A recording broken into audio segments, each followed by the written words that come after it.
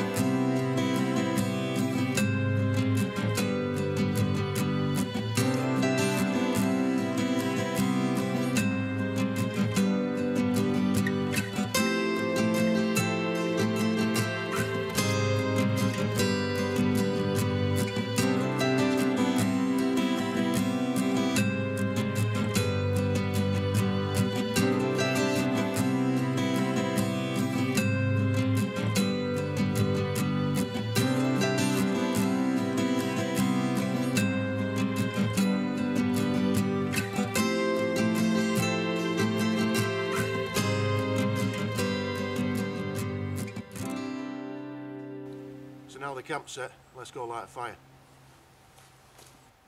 Because we've had so much rain over the past 2-3 days with quite heavy thunderstorms and hail, all our tinder is absolutely soaking wet.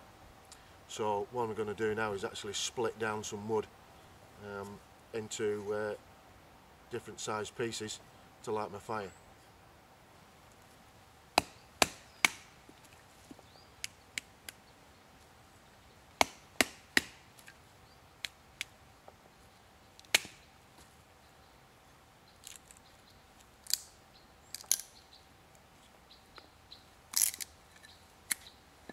there we go.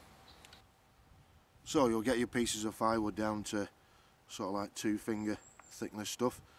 To break them down even further, I find it a lot easier if you take these growth rings and take 2 or 3 growth rings in on the same process.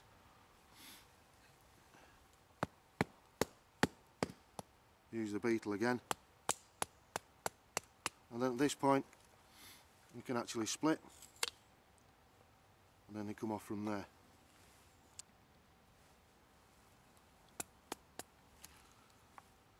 Start to split, turn the knife around,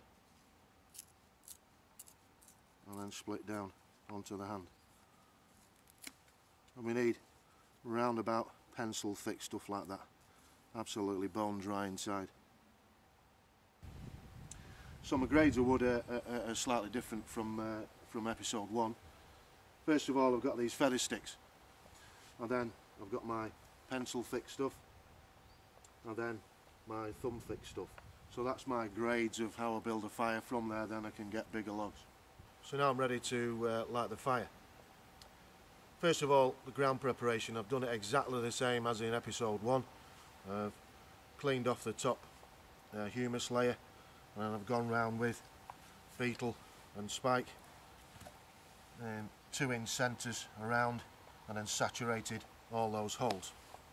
The first thing I want to do is, as always, just make a raft, but this time we split sticks because all the sticks tend to be wet. So I'm just going to make a raft like that, and then on top of that then I'm going to light this first feather stick.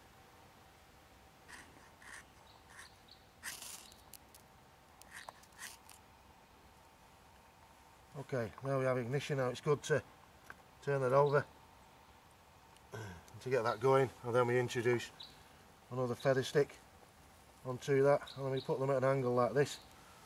Get rid of the knife at this point, and then introduce the rest of the feather sticks,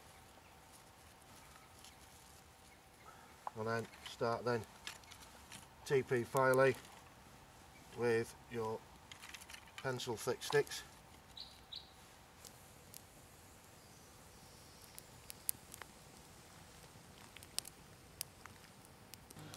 All I do to put the kettle on is 2 split green sticks. This is ash, and I put them just slightly in the fire in that fashion there, and then my billy can is on the top next to the fire, and switch the handle back so you can still hold it once the water's boiling.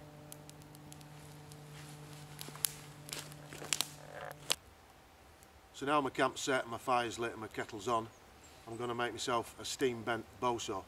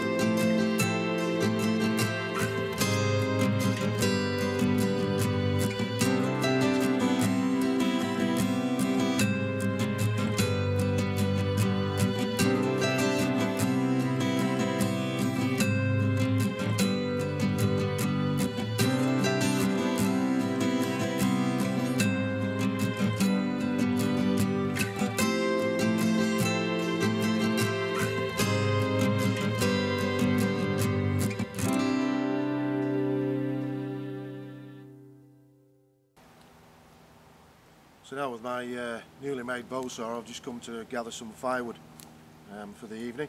And if I just take a few scalps out with a knife, and then wet the bottom lip and do the lip test. Yeah, that's spot on. First of all, this tree here is leaning slightly that way, and also the ground is running down as well. So that actually indicates me that it wants to go that way.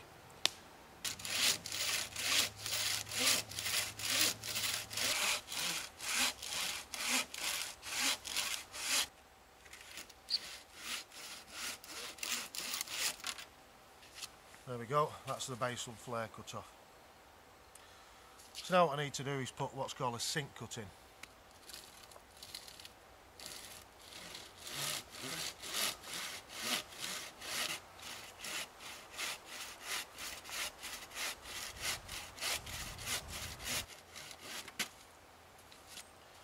There we go, that's our gob cut. Okay, what I'm going to do now is just move back a little bit into my escape route, get the saw in this fashion here, and then start my back cut.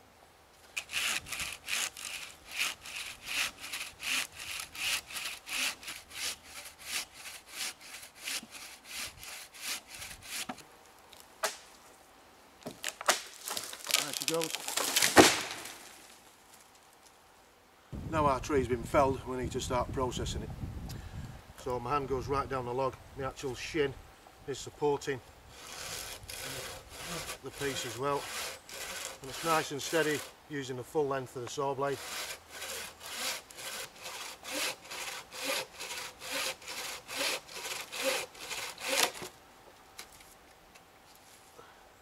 There we go.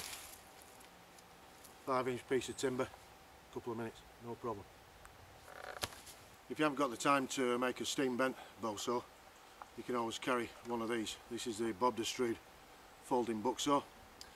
It's really great for when it's in a pack because the blade's kept within this aluminium casing. First of all, you just flip these two arms up, take out the saw blade, and then fold these arms down. And then on the end of that blade there's a bolt.